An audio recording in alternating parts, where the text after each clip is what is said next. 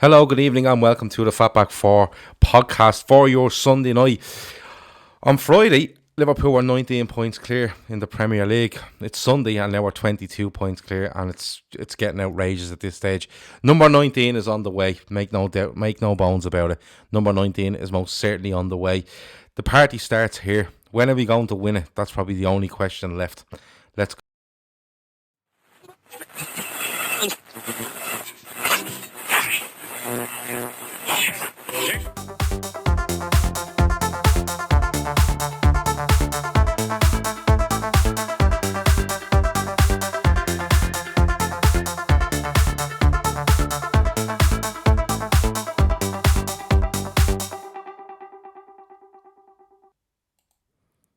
And here we go, the Fatback 4 podcast for your Sunday night. It's Super Bowl Sunday, so we'll get this out of the way before 11 o'clock. I think the Super Bowl kicks off around 11:30.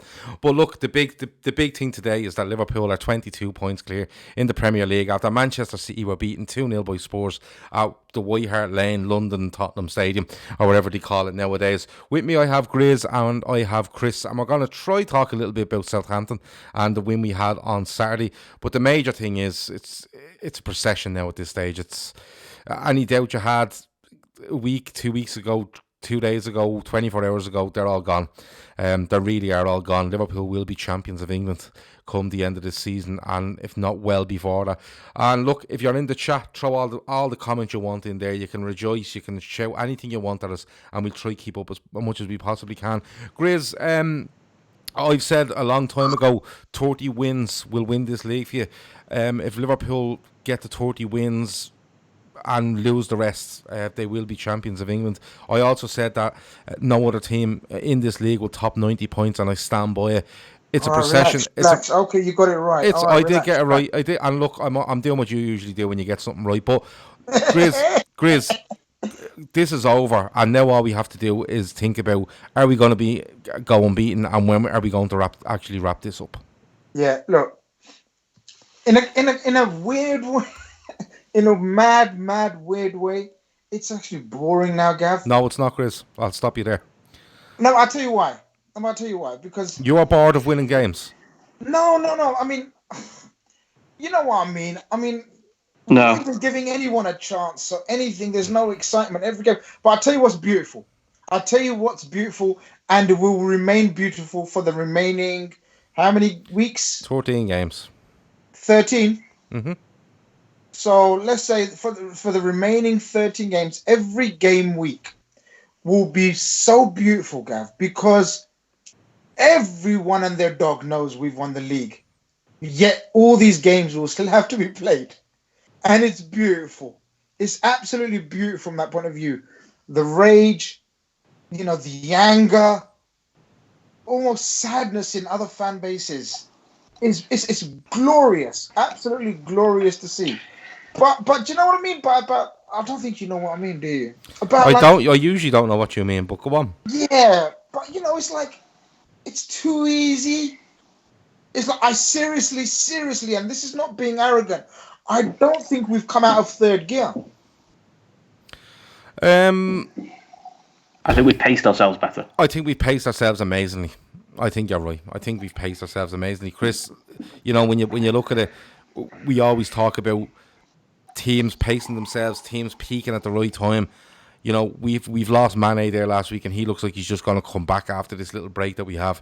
And all we're looking at is take 18 points, maximum 18 points to win the league, and we can just absolutely throw out everything we have then at the Champions League.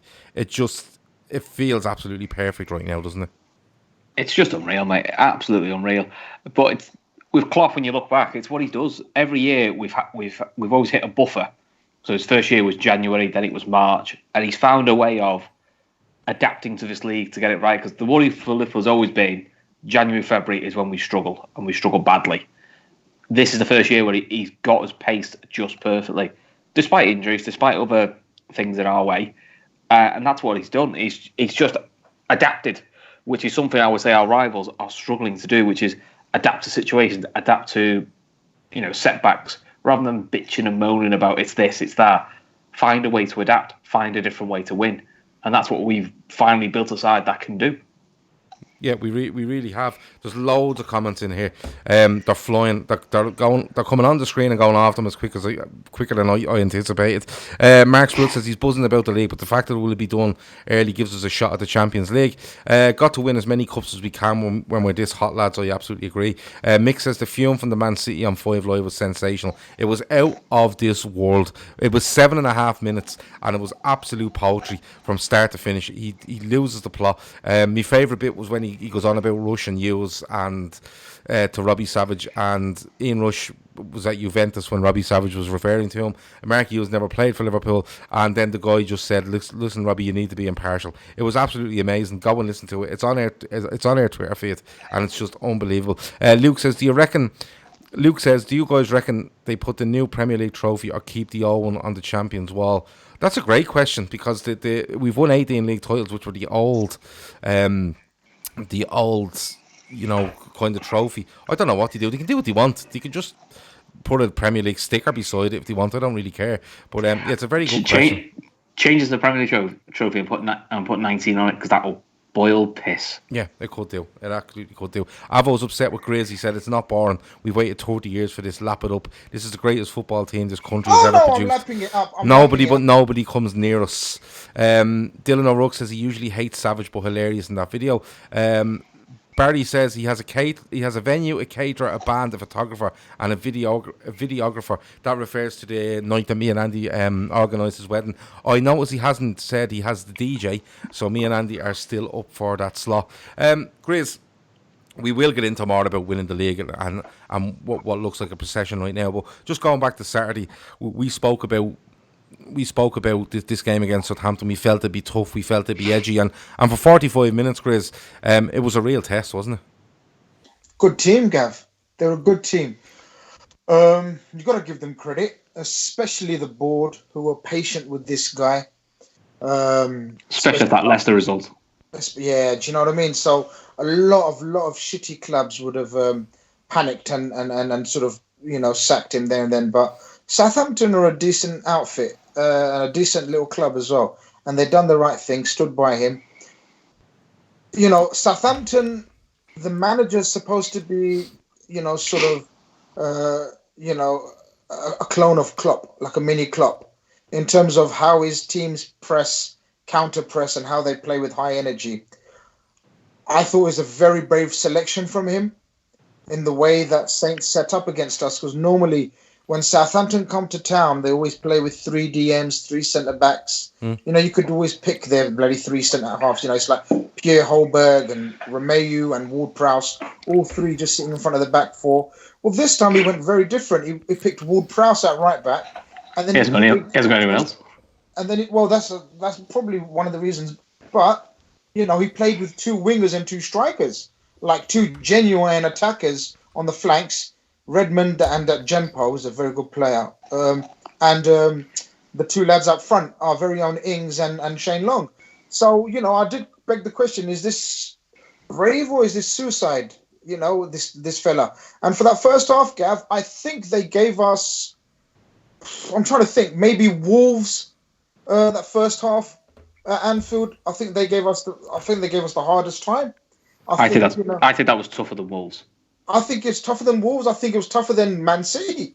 I don't think they're as good a side as Wolves. They're certainly not as good as Man City. And when you look through their squad, you go, yeah, he's okay. There's 1 or 2 standouts for them. I think the way they work their system is very good. They believe in what they're doing. Like you said, Grizz, they get beaten 9-0 at home by Leicester. They spend 75 minutes with 10 men, but it was a completely gutless performance. You shouldn't be conceding 9 goals with 10 men, even if it's for 90 minutes. But they've stuck to their principles. They did presses and stuff like that. But Grizz, as much as I want to give Southampton credit, and I am giving them credit, particularly for the probably for the last 15 minutes of the first half in particular, how much do you think that was down to Southampton being really, really good, or how much was it down to Liverpool taking their eye off the ball a little bit? Because I felt that Liverpool lost their way a little bit after about 25 minutes of that game, and Southampton done quite well to capitalise on that. You've got to say it's a combination, isn't it? It's a combination and a culmination of the couple of weeks we've had in terms of non-stop games, not much rest in between. we always knew that after this game there would be a nice little break for the players. So therefore, he's near enough selected the same team, hasn't he, for the last 3-4 Premier League games, barring sort of obviously, except the injury to Mane, which is sort of enforced upon him one change. Look, when we saw the lineup, we weren't happy with.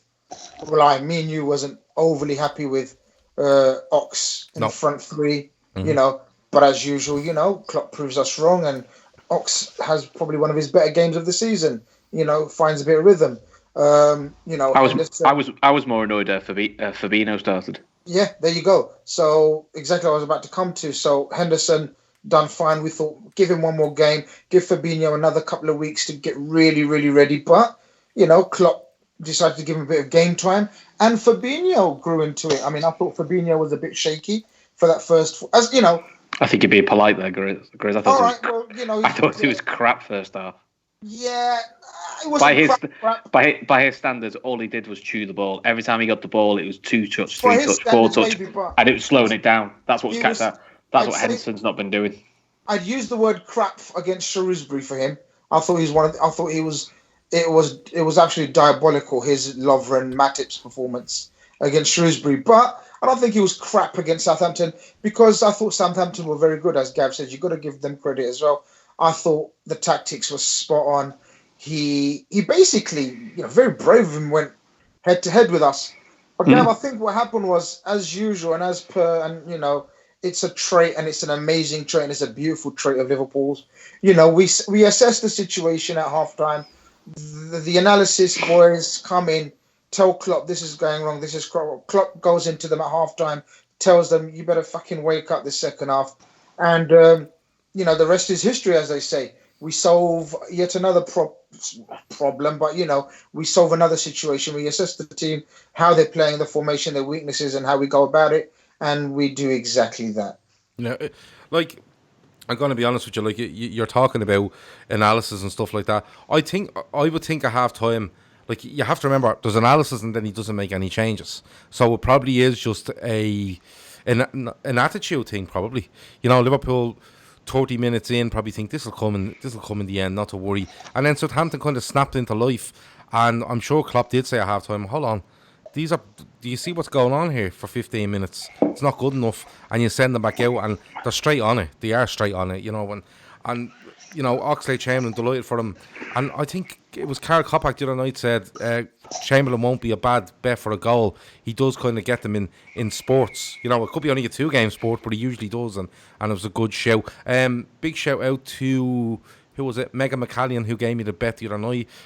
She got our total for the charity bets up a little bit, so well done to her. But half-time comes, Chris, and like I said, we come out second half, we get that goal, and that's fair enough. It's a good goal. Robertson does well. Firmino does excellently. It's a good touch by Oxlade-Chamberlain, and he finds a spot in the goal, kind of leaves the keeper flat-footed. The big talking point around was the second goal, and Ings goes down in the box under the challenge by Fabinho. We go up the other end and score. And that's the first goal, isn't it? No. Oh, sorry, it is the first goal. I have this mixed up. What have I got mixed up with? Great no, research. sorry, I do. I have it mixed up. No, I have the second goal in my head, but the talking point is that, okay, so he goes down, it's a penalty. There's no shadow of a doubt about it. It's a penalty. And it goes up the other end, and we score. Sorry, I'm thinking of the disallowed goal as well, and I'm also thinking of the ball that Trent's being given credit for. That was just a hoof, and Firmino gets onto it for the second goal. But Chris, it's an absolute stonewall penalty, and there's been a lot made of it. Liverpool this, Liverpool that. I want to go back and bring something in from the first half where Firmino was hauled down by Shane Long on the line when he's probably going to have a free header into an empty net. Does that even up for you? If we get that penalty there, of course it does. Of course it does. I mean, we shouldn't have to even up. Look, it's your favourite subject, Gav Bar, but it should have basically been that Ings should have had that penalty to make it 1-1. That's what he should have had. Yeah, because we should have one. I don't know why it's not given. It looks pretty obvious. Barry Carr reckons that Ings drags his leg. Maybe so maybe they think he's trying to do a Perez and initiate the contact. Which one are you not sure why was given, Barry? Chris, sorry, the Bobby one or the Ings one? Both. Yeah, you know what the Bobby one. So I'll tell you what my opinion is on the Bobby one. Maybe they think he's not getting it, but it doesn't matter. It. But that's not the rules. The rules is if you're fouled in the box, then you're allowed. Because put it this way, if I it's a weird thought, but if I'm a footballer, which is a strange thought, if I knock a ball past Gav, and I'm probably not going to get the ball, but Gav trips me up in the box, I still get a penalty because he's tripped me up in the box. Doesn't matter if I've kicked it too far in front of myself. Maybe I've seen this wrong because and I've seen it back probably half a dozen times. Barry Carter says Fabinho blocks the ball, Ings hooks his foot and takes it with him. Stephen Kingsley says no contact on Ings, lost balance when going in between two players. I don't want to say, I don't want to butt in. I want to let you finish, Gav. But you know when you said absolute stonewall clear penalty, I thought it was. I don't think it's a stonewall clear penalty. Right, go on. I'm listening. I just don't think. I think the evidence, the video evidence, was very inconclusive. You can't see. You know, if you slow down 90% of slow motion replays, you will always find contact. There is contact. It's probably like it's this notion of contact means penalty. You know, when they slow it down into real as slow as they possibly can, then there's always contact, and you think, oh look, there's contact, that's a penalty. But for me, like people are saying, Fabinho blocks the ball. He does, and once he blocks it, it goes past him. He takes a second go at Ings. He has a little. He's got long legs. It doesn't matter how long your legs are, Grizz. It's the movement you make with them. It's sometimes very difficult to get those long legs out of the way again. I mean, I guess. No, he doesn't get. No, hold on. The ball goes through. He makes a second movement then. To go. No, it's a deliberate second movement at Danny Ings. It's a penalty. And like Stephen Max says there, it's 100% nailed on penalty. Hifsor says both were penalties. Not 100%. I think it's like the penalty Manny got at home to Leicester, where sometimes you get them, sometimes you don't. But VAR would never. Fair. But VAR would never. It's one of those ones where it's subjective that VAR would never flip it. It's not like the City one today where it looks like Aurier boots Aguero. It's not as clear cut, not as clean cut as that. So I think he falls into that realm of look. When I saw it, my initial reaction was, "Shit, that's a penalty."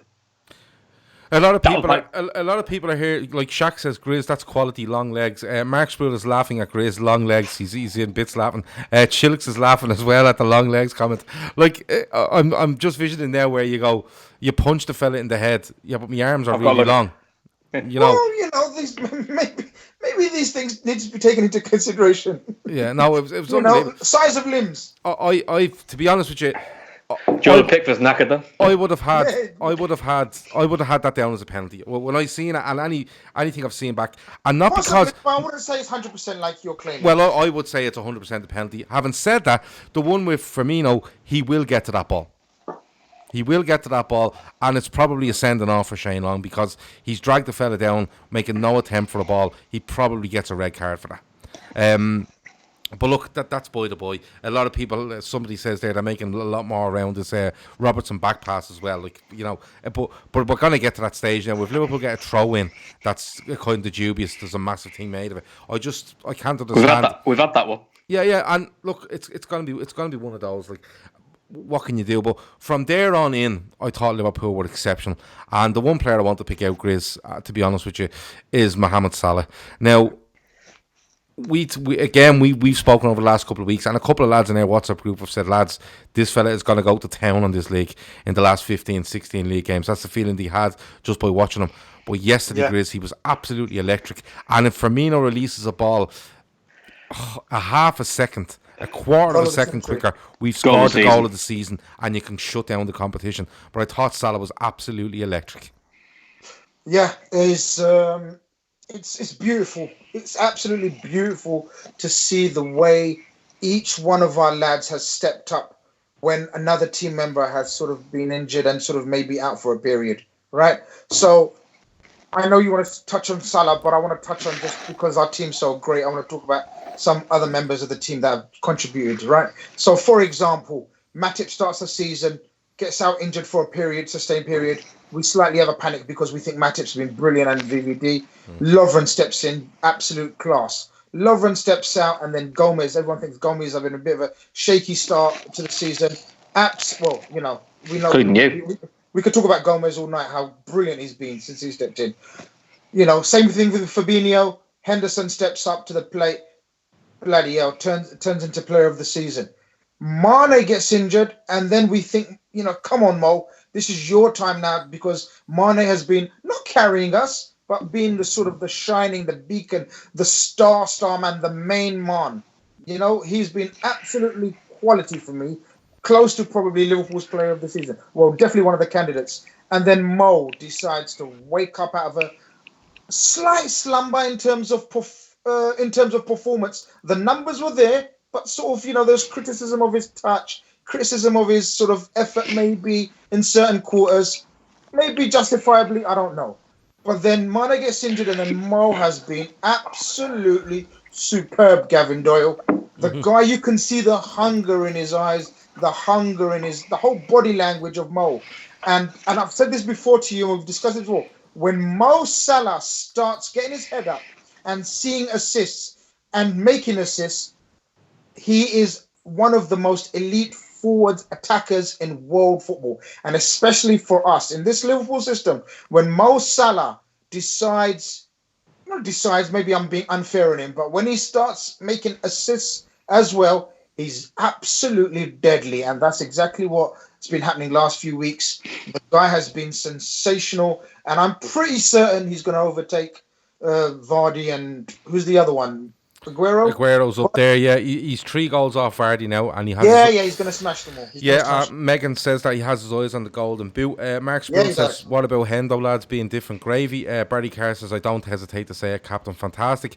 Liam Morrissey says, "Salah 2 or 3 goals behind Vardy now. He's 3 behind him." Dean Simmons says, "We've been relentless from back to front." Dylan O'Rourke says, "He's got long legs." He does have long legs. Sorry, read that one out already. Shaq says, "Is there any chance of any of the front 3 leaving this summer or next?" Not this summer, absolutely not. Probably next. Who's going over for the last game of the season and victory parade? Ask live aboard. If anybody's going, let live aboard know. North Red says, "Hendo's got has to get Premier Player and Players Player of the Year." They'd set football on fire if that happens. But Chris, I've mentioned Salah. And the other one I want to mention is Firmino, because I thought Firmino was outstanding as well. And he hasn't scored at Anfield this season. I think he has about 15 goals in total for Liverpool this season, all being away from home.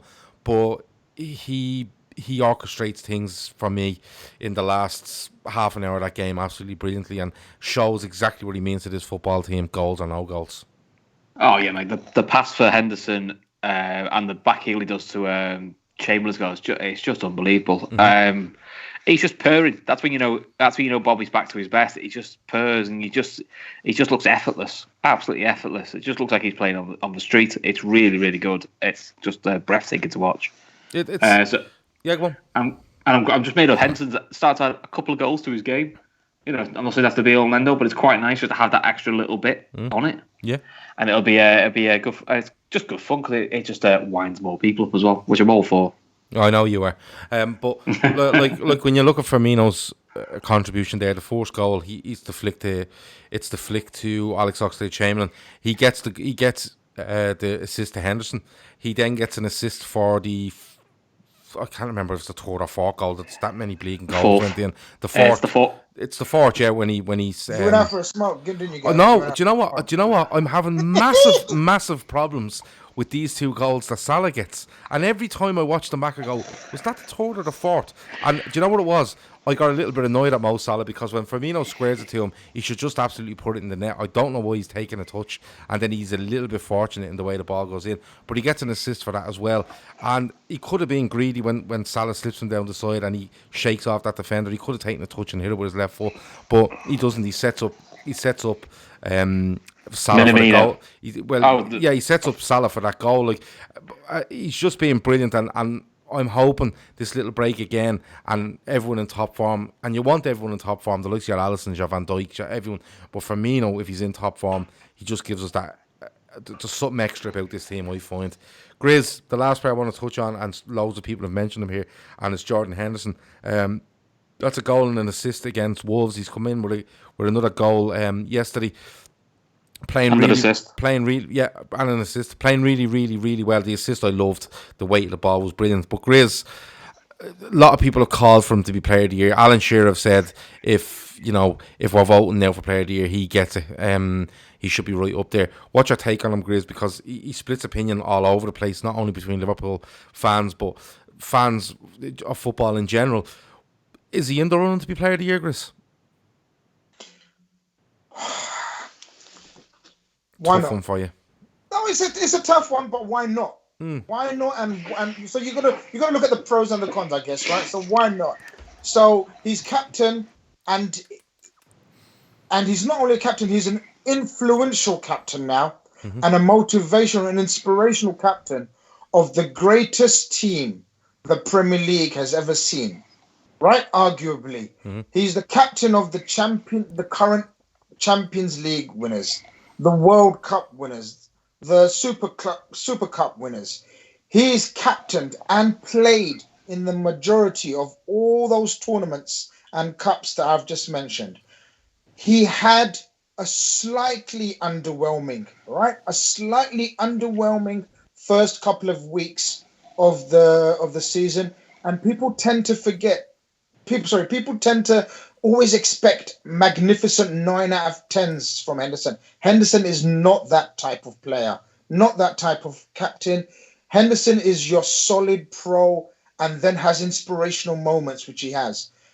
At every moment of need for Liverpool Football Club, Henderson has been there.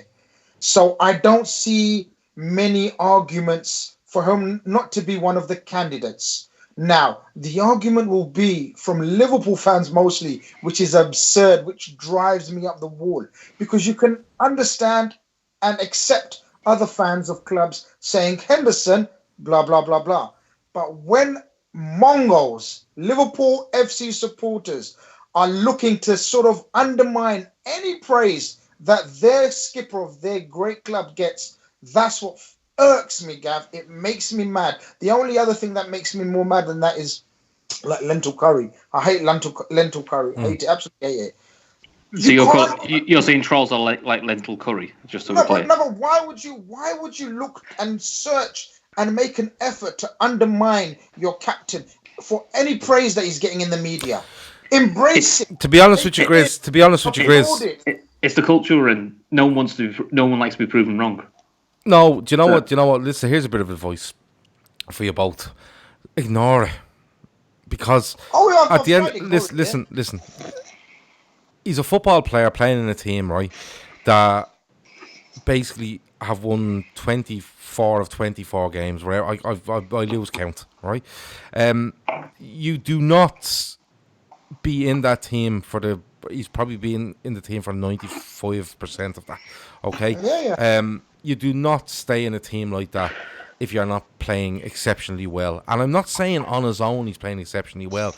Everybody in that side has played exceptionally well. Have they had off days? Absolutely. Has Van Dijk had an off day? Yeah, you could probably pick one or two out. Of course, yes. Alisson? Yeah, maybe. Adrian? Yeah, definitely. Trent? Yeah. Robbo? Probably. You can go through them all. And you include Mane, everybody has off days, right? But to me, and the thing with me with Henderson is I ignore anybody that wants to knock Jordan Henderson, because, and I ignore anyone that, and it mightn't be just Jordan Henderson, I ignore anyone that knocks Mo Salah. Now, don't get me wrong, Jordan Henderson, I always go back to Old Trafford this season. Jordan Henderson was atrocious, right? Absolutely atrocious, right? And most players were. And I turned around after the game and said Jordan Henderson was atrocious. But overall, Jordan Henderson has probably been about 8 out of 10 overall for the season. In the last 2 or 3 months, he's probably a 9.5 out of 10. And that's, I don't even know why I'm taking the half point off him, right? But at the end of the day, he's captain of Liverpool Football Club. He's captain of a side that is blown records out of the water all over the place. It'll be a travesty if they don't do about 106 or 108 points in this league. It will be a travesty if they don't go unbeaten. It will be a travesty if they just don't go down as the biggest winners of the Premier League has ever seen.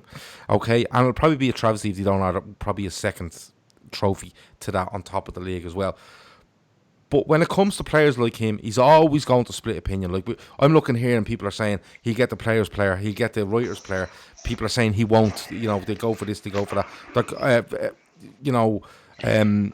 I think Kevin De De Bruyne. Kevin De Bruyne will get get it. I can't understand how Kevin De Bruyne is in with a more chance of getting the Players of the Year than any player that's playing on Liverpool 11, and I mean that. Because at the end of the day, Kevin De Bruyne has had a really good season for Man City. Really good. But at the end of the day, he hasn't been good enough to galvanise the most expensive probably squad in league history to go anywhere near Liverpool. Let's not beat around the bush in terms of Kevin De Bruyne is playing with sensational world superstars. But so is Jordan Henderson. No, but this is my point. A lot of people say, Kevin De Bruyne. People forget Kevin De Bruyne hasn't galvanized them enough, hasn't been inspirational enough to get City out of this slumber. They've lost 6 games in the Premier League. Now, Jordan Henderson, talent-wise, technique-wise, isn't probably on a level of Kevin De Bruyne. No, he isn't, right? Let's just put it out there. But Henderson has shown the mentality, the inspiration, the motivation he's had to almost Stevie G style carry us in the last few weeks, and people tend to forget that. So Kevin De Bruyne isn't playing with a bunch of clowns, is he? He's playing with top players. Yet he hasn't been able to galvanize them and sort of do the things that Henderson's done for this team and raise the levels of Liverpool like Henderson has. Look, it's the player of the season, as I said to you. The only thing people will say maybe is to say, look, we have a better player within our own ranks that could be nominated for player of the season, which is Sadio Mane for me. To be honest with you, if you're giving player of the year, I would give it to Sadio Mane, and that's being honest with you. But we done this comparison with Henderson and Kevin De Bruyne. There is no comparison because they're 2 different players, And don't get me wrong, there's been flashes from Kevin De Bruyne that have been unreal this season. I remember a goal away at Newcastle. He's hit some ridiculous assists as well. But at the end of the day, that's the issue with Kevin De Bruyne, though. It's just flashes. When the chips are down, like you saw today. Yeah, I didn't see him today. No, but this is what I'm saying. Like you can't look at a team that could possibly go. I'll put it this way: how many points have Liverpool got? 73 points. So if Liverpool pick up another 28 points, they will get 101 points, which will make them the most successful Premier League side over one season that they've ever seen. How you can pick anybody outside of that for player of the year is beyond me. It's beyond me. You know what I mean? Correct. That is a level that not only one player but 11 players have stuck to. Look. Man City took 100 points 2 years ago. Who was the player of the year 2 years ago?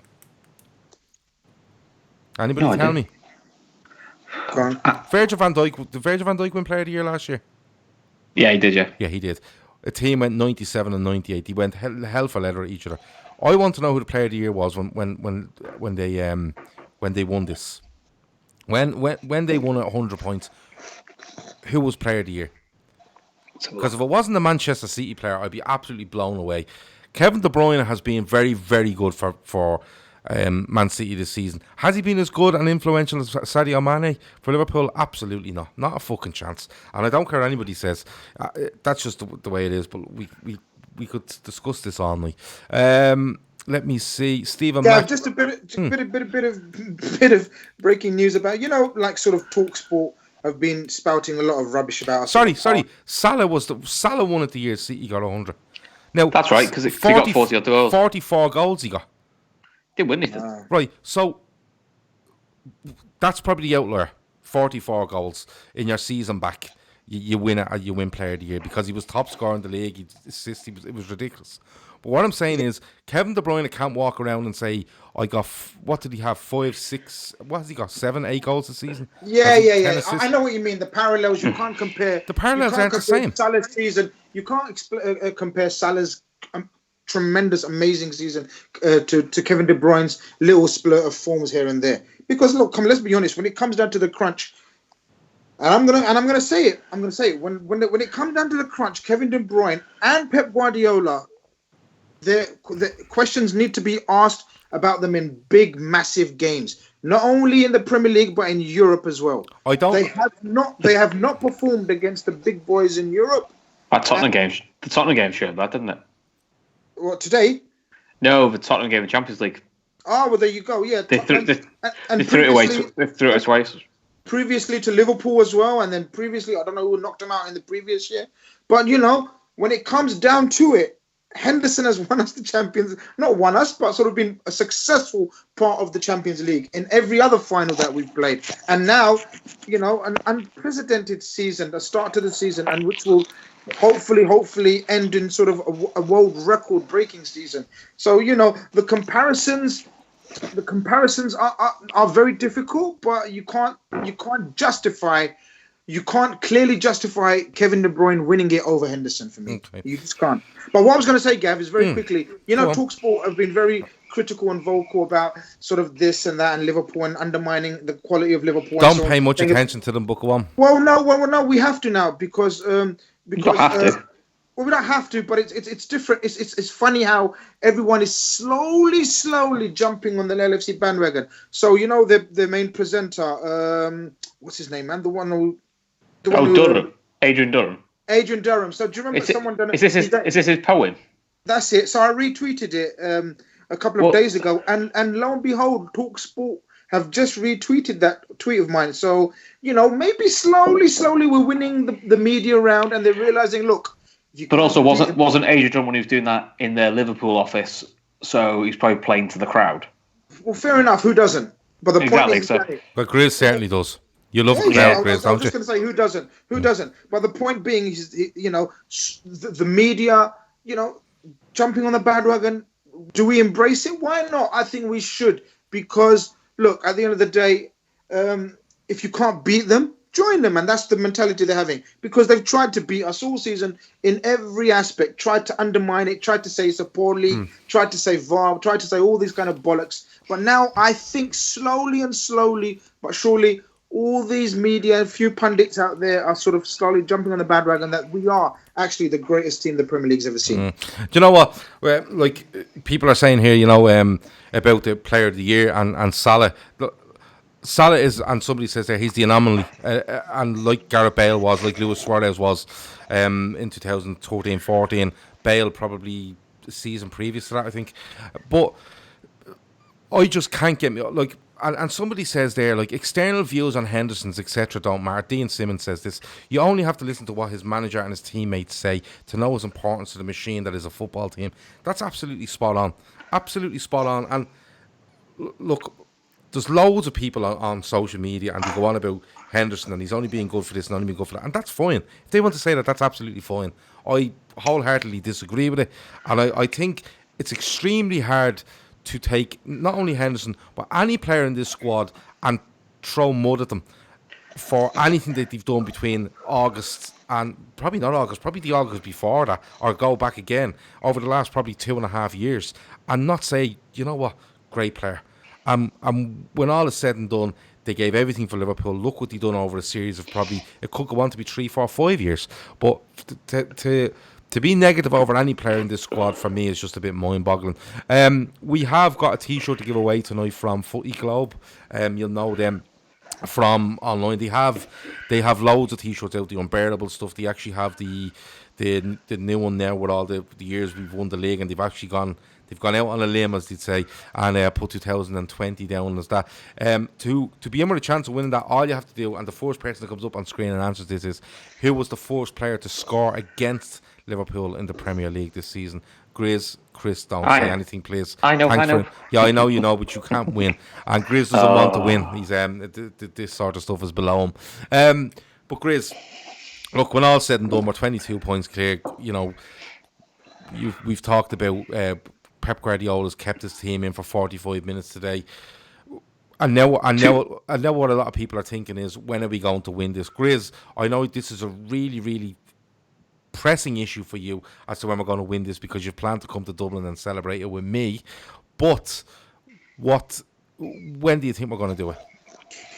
Look, I said to you a couple of weeks ago, I thought it was going to be Villa at home, right? But I've been studying and analysing the fixtures of both teams. And when I get into my deep analysis, it takes Doesn't take long. It takes all night, mate. All right, and so I've been studying the fixtures and sort of the XG maps of both teams and all sorts, right? I've got a whole room dedicated to this type of analysis, right, Gav? Mm-hmm. And I really think it could be before then, Gav. I think we possibly could be looking at, what's the home game before Villa? Palace? Yeah. I want to say, yeah. Is it Palace, Chris? Palace on the 21st of March. That's the one. Book it in your diaries, lads. You think it's that? I'm a bit thrown by all this now. I'm being honest with you. Well, if we win the next 6, that's the 6th game. Which is the 6th game? Palace. I think it could be earlier than that. A lot of people are saying we're doing it at Goodison. Morbid Angel says we're doing it at Goodison. Liam Morrissey says Trent will win Young Player of the Year. It's not even a contest. People don't realise Trent. Oh, sorry, that's gone off my screen. I really want City to give us a guard of honour, says Megan. It'll be done in March. City will lose again before playing us, says Kevin. Let's look at City. I want the 7th of March. That's when I want it to be won.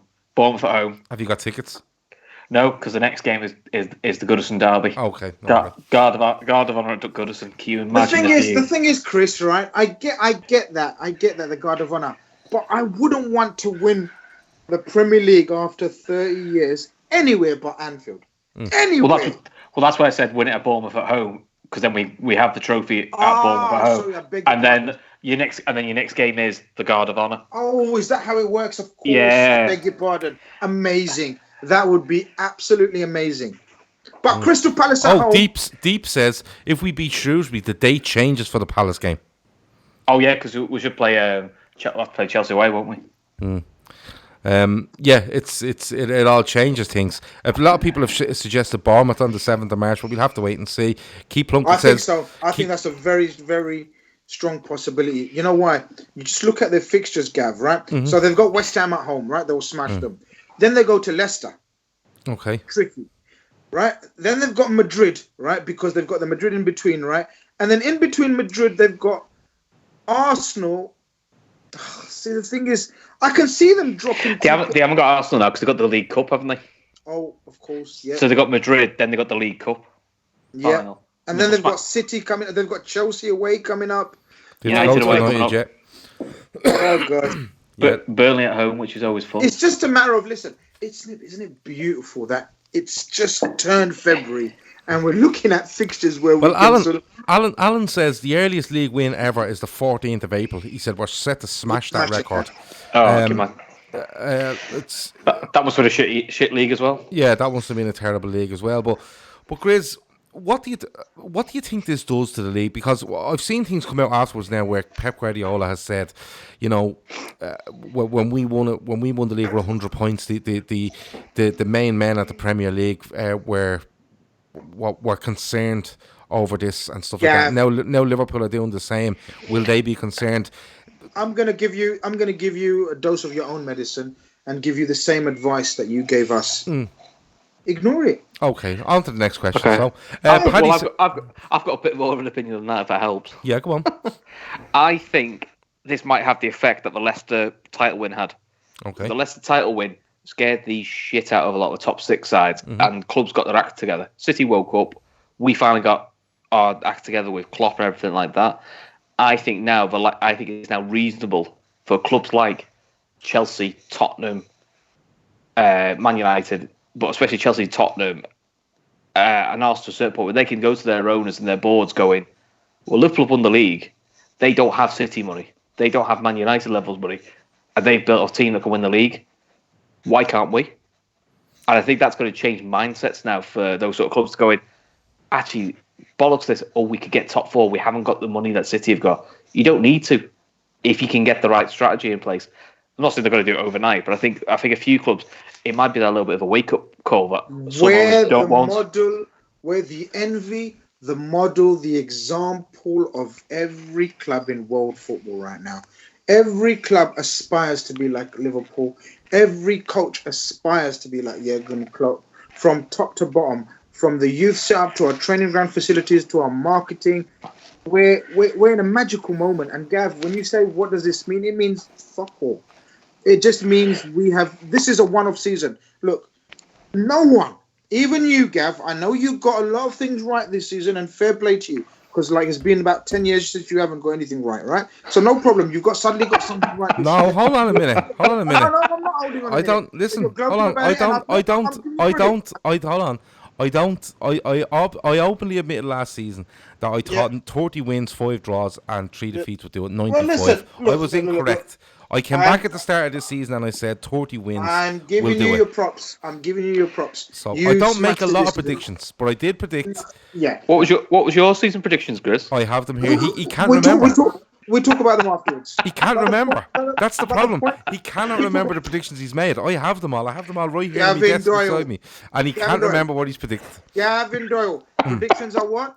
Predictions are fluid. Fluid.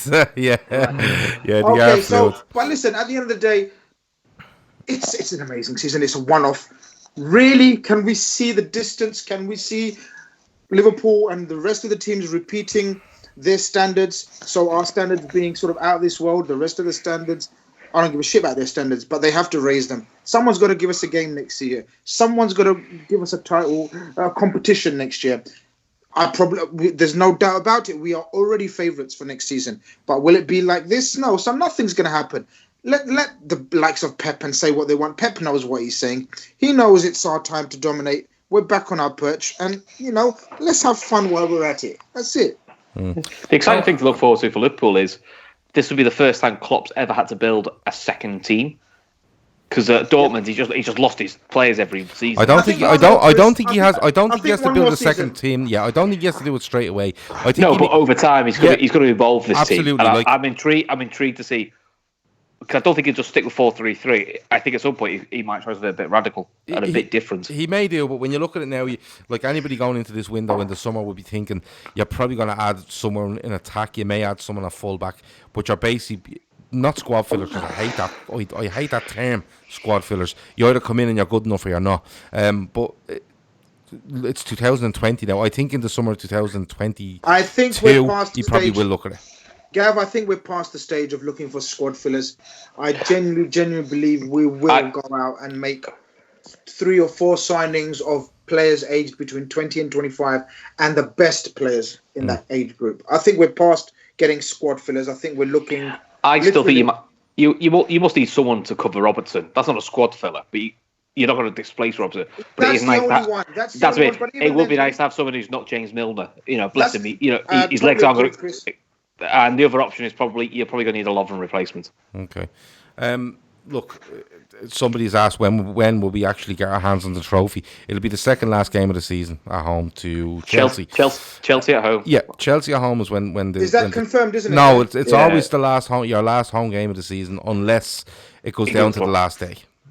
That's all it is. Quite poetic. Yeah, Nordred says, respect to our club, that Paisley statue is fantastic. What an iconic work of art. Of course, that was unveiled during the week. It was really nice and different. It's really different with him carrying Emily News. Really, really different. Somebody asked a random question, what music would you like played at your funeral? Grizz, what music would you like played at your funeral? Music at my funeral? Yeah, Nordred wants Born in Love by Elvis. I'd probably want that Christmas song that I'm really in love with, Gav. Oh, the Pokes. Yeah. What do you call it again? What does he call it? The bells are ringing. The bells are ringing. He kept saying to me, I love that song, The Bells Are Ringing. And I was like, what the fuck is he talking about? I'm sure he says that somewhere in the lyrics. Oh, yeah, he says the bells are ringing out for Christmas Day. There you go. Yeah. There you go. So it's not all mad. There's always method to my madness, Gav. Yeah. Ella says, out of curiosity, would you rather win it at Anfield, the Etihad, or Goodison? Yeah. I'll take it at Anfield. Anfield. Anfield all the way. But wherever it comes, it's fine. Keith Plunkett says the bells are ringing, and he also says he's looking forward to seeing Grizz in Dublin so he can cry tears of joy into his pint of Guinness. Grizz doesn't drink Guinness, he doesn't drink, he's a strict Muslim, we all know that. Highway to Hell, not original, I know, says Kev O'Sullivan. There's loads. The Jam Going Underground, says Avo the Third. Well, these are all ones that come across. I don't know. I don't know. I don't like to think about that. I think it's a bit morbid. Grizz, man of the match from the weekend. We've talked about a couple of them, but Oh, that's a bloody tough one. Oh, Mo Salah, Okay. just ahead of Bobby and Okay. Hendo. Yeah, Mo Salah, just for his just all round play. It was not just his goals, and he was a threat. He was a menace. He was strong. He was powerful. He was quick. It was back to the Mo I thought of the season before last. Okay. Dylan O'Rourke says he wants something by will.i.am at his funeral. Sounds good. Does he know? Chris, who's your man of the match? I'll go Bobby because I was toying between Bobby or Salah, so I'll go the other one. Let me see. Paddy agrees with you. Stephen Mack also agrees with you as well, and so does Kev O'Sullivan. So does Shaq. There's loads of agreeing with that. Mick has Allison as man of the match. Megan says Bobby or Hendo for her. Yeah, you could pick any one of those three. I thought Salah was outstanding. I really did. I thought, but you see, this is the thing every week. You don't know who we picking here because it's just every week, and this is what. Well, that's the point. beauty. This is the point I'm going team. back to. We have a team here that is competing every week against each other for man of the match. Never mind competing against the league to try win it. Let me see. Adam Petruccione says if Trent breaks his own assist record, he's got to have a shot at Player of the Year. No, I don't think so. I think that's probably between Mo Salah. Sorry, Sadio Mane, Henderson might get in there. Van Dijk could get a mention. Trent's got the young players. Trent's a young player, yeah, but he's got it wrapped. And De Bruyne will obviously be in there. But I listen. If De Bruyne had to score 25 goals in midfield, someone says there he's 8 goals and 15 assists. Fair enough. If he had probably say 15 to 20 goals and 15 assists, I'd say yeah, that's outstanding. But I don't think it is outstanding for a player that's built up like that to be wherever. Yeah, in a mega star team as well. Having said that, throw a bid in for him in the summer. I'd absolutely have him in our squad. Anyway, back up right back. If anybody, we have 5 minutes left. If anybody has any random questions, absolutely throw them in. Or if you just wanted to hear Grizz tell people that Fabinho has very long legs, you can absolutely go with that. Ella says invincible season, FA Cup and the league, or the league and Champions League. Oh, League and Champions League. Very good question, right? So you can have an invincible season, the FA Cup and the league, or you can have the league and Champions League, no invincibility, all that sort of stuff. Chris, you're taking the league and Champions League all day. Take all the big trophies. Yeah, Grizzy the same. World domination, mate. League and Champions League. I mean, come on. Arsenal got the invincible tag, right? But who gives a shit? Does anyone care around Europe or world about Arsenal's invincibility? No, it's just a small little title. How did Arsenal do in that season when they're invincible, right? 12 draws. No, I know that. 2004, wasn't it? They got knocked out by Chelsea in the Champions League when Chelsea weren't the Chelsea force they are now. Yeah. Okay. So in Chelsea's last season under Ranieri, where they finished second, knocked them out. Okay, no worries. Cool. No, I just because the only thing is Liverpool go on to win a Champions League and lose a league game somewhere. People go, oh, but they weren't invincible like Arsenal. Yeah, but they've won a Champions League. So yeah, I just wanted to see. What will be the nickname we remember this team by? Boss. Yeah, I don't think we'll remember by that, Christo. It is Boss. I agree. Nice, scouts and simple. Yeah, I think the word relentless comes into. We've got to get out of this unbearable. Yeah, it's got to be worldwide. So it's got to be something that everyone remembers us by. I think the word relentless just comes into my head every time I think of them. The Borough asks, will our players be nervous on the match we clinch the trophy? Do you think nerves might set in and smashed nerves? No, but I'm just saying. We've smashed every fucking nerve. We've been to finals. We've lost titles by seeing. We've gone past the nerves. There's no more nerves. That's the most amazing part of this. The Liverpool fan base is still showing nervousness, and there's some sections are still saying take each day as it comes. Absolute cowards, bottle drops. A lot of views. There is no nerves in this team. This is the most beautiful part of it. We are the nerveless ones. The nerveless ones. What's wrong with that? We will be remembered as the nerveless ones. Oh, I don't think we will. I don't think that'll look great on advertising slogans because the nerveless ones. But no, I think he has a fair point. Does the nerves kick in a little bit? Because look, no matter how good this side is, Grizz, they are still they're on the verge of history, massive history. And I think what he means by it is, could it be a case of where we could win it, say for argument's sake, away at Everton, and we draw and we don't win it, and it goes on to another game? Could it be something like that? Chris? It could do. It could do, but I think I don't think the nerves will kick in because it's not like last year where every drop point, as we found out, was absolutely crucial. I think we have a seven loss cushion to sit on. I think it's going to be a bit more of a. If not this week, it's definitely next week. Okay. So there may be a slight stumble, but I'm not. I don't think it'll be nerves. I think it'll just be a certain clubs just don't want to be the one it's remembered at, if you know what I mean. Okay. All right. Grizz, anything else before we go? No, I just need to find out when we're going to win this title. I need to sort out my itinerary, Gav. Okay, get yourself to Dublin. He's coming to Dublin, yeah. And when are you coming to Liverpool, Gav? I'll be in Liverpool May. We're all in Liverpool for the last weekend of the season. Yeah, last awesome. weekend. Yeah, we're all around. So if anybody wants to join us, they're absolutely welcome. Man, woman, or child. Once the child is willing to buy around. Chris, anything else before you go? Nothing from me, mate. Okay. It's Super Bowl Sunday. Grizz, pick me a team to win it. Go Niners. Go Niners. He's only saying that because it's the only team he knows. Well, no. Hold on. Yeah. See, this is the thing. You've got me wrong here. Please, you've got me wrong. When American football was pretty famous, right? Yeah. When it was quite popular, I used to be a huge New York Giants fan. Right? That was back, and see, I could give you facts now because I don't know if the rest of the lads are listening, right? This is the Channel 4 days. But yes, Chris. This is Gav won't know because Gav's still a child. Dan Marino. Gav's older than me. Miami Dolphins. Dan Marino was the quarterback. I used to be a big New York Giants fan back in those days. I'm a real American football man. Yeah. So go Niners anyway. At the moment, it's go Niners. Yeah. Okay, Chris, for you. Couldn't care less. I could because Matt at the start of the season picked the Niners completely at random to start supporting in the NFL, and they're in the fucking Super Bowl final. And he will be. If you think Liverpool are unbearable, well, you see Matt tomorrow morning if the Niners go and win it. I want the Niners to win it as well. Right, the question was who was the first man to score against Liverpool in the league this season. The answer, of course, was Pookie off Norwich. Dylan O'Rourke was the first man in with the answer, so Dylan O'Rourke wins the t-shirt from Footy Globe. Mr. Bolognese was second in with the answer. I have a poster here from him that our man Muzz designed, and a lot of people have liked the picture that we had up for the tweet for the show earlier on.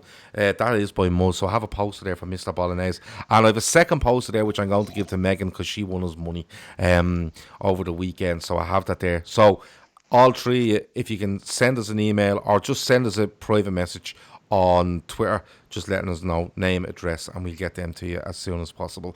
That's about it. That's the Fatback 4 for your Sunday night. The club will be recorded tomorrow and released tomorrow night. Liverpool play on Tuesday night against Shrewsbury. I will be back then, and then we'll just see how the rest of the week goes. I'm still on that mad schedule. I'm still trying my best, and at some stage we will get back to some sort of normality. Chris, thanks for joining me. Thanks for having me, mate. No problem. Grizz, thanks a million. I love you. I love you too, mate. Great stuff. Have a good one, everyone. Liverpool are 22 points clear. Number 19 is happening. Get all your plans in order. Get all your ducks in a row. But most importantly, let Grizz know when we're about to win it so he can sort his itinerary. Over and out.